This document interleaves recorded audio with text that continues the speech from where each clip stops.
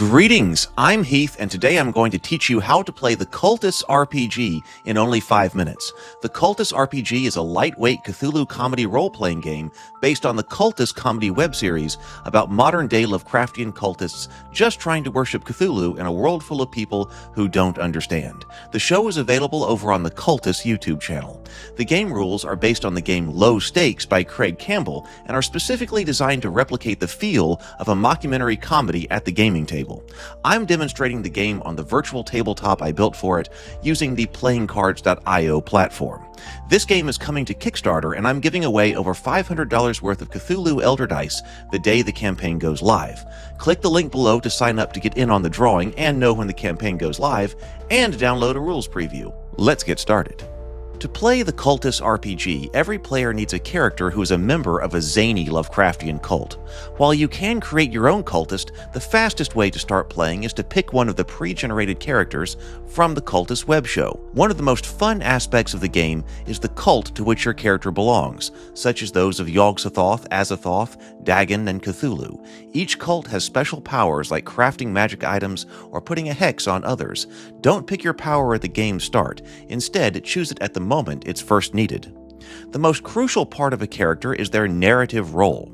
These include such things as the caretaker, the conflicted, the critic, the elder goth, or the fanatic. These roles define the character's place in the story and determine both the character's troubles and sway skills. Troubles represent ongoing difficulties in a character's life. You'll need to make a trouble check to overcome them. Sway skills are areas where your character excels and can gain an advantage over others. There'll be more on trouble and sway checks shortly. The Cultists RPG predominantly relies on improv role-playing, but includes several mechanisms to guide the game's storytelling. First, there are beat sheets that provide a structure to the story. Players will choose one of the beat sheets to play at the beginning of the game, which is a lot like choosing what episode to play. Beat sheets set up games called The Forbidden, Magical Mishap, Mundane Intrusion, and Prophecy Puzzle. Each beat sheet includes a crisis table that tells you what instigating circumstance kicks the game off, an opening table for the starting scene of the game, and a table of further scenes that uses dice probabilities to organize a structure for moving through the story. If you ever roll a duplicate scene, you're sent to a curveball table to throw some extra craziness into the game.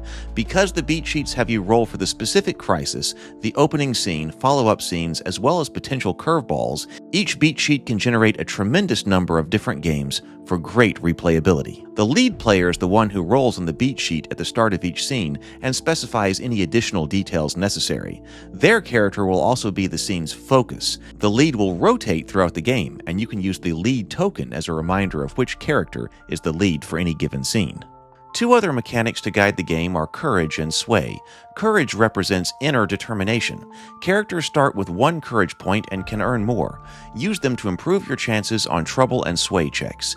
Using the courage tokens is an easy way to remember how many points of courage your player has. Sway indicates a character's upper hand among fellow cultists. Gaining sway allows a character to roll an extra die on trouble checks. Having sway at the game's end is one way to ensure a favorable outcome for your character. There's a sway token as well, so you can keep track of which character currently has sway in the game. The game also incorporates asides, which are an essential part of mockumentaries. An aside is a moment where your character addresses an imaginary audience and offers insight into the narrative.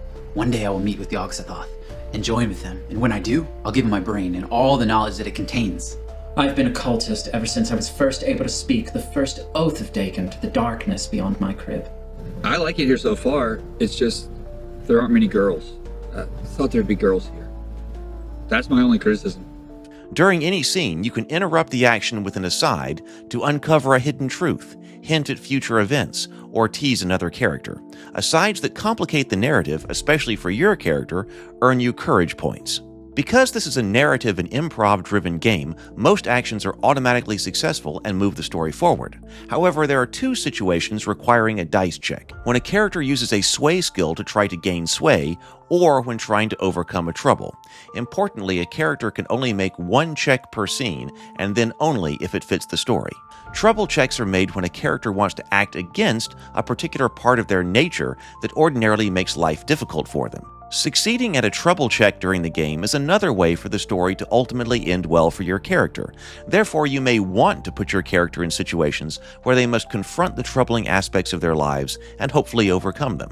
Characters gain sway when they succeed on a sway check. Every character has a list of sway skills which they can use to get the edge on other members of the group, perhaps by impressing them or otherwise earning their respect. Only one player can have sway at a time, and unlike with courage, characters can't store sway. To make a check, roll a 6-sided die. For trouble checks, a roll of 6 is needed for success. For sway skill checks, a roll of 5 or more is successful.